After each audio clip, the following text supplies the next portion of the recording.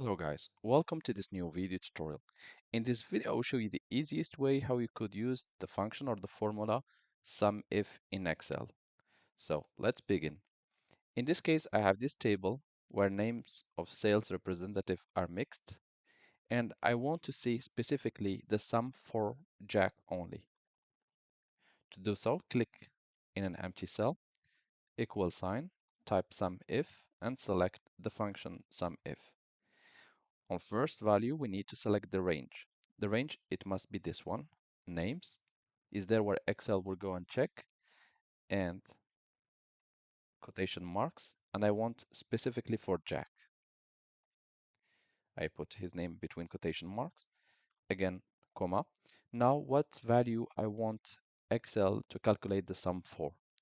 Of course, I want for profit. So here I'm going to select the whole cells and hit enter.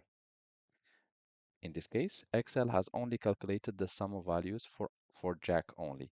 To verify if it's true, you can always add a filter by name or by condition, and check the sum by yourself.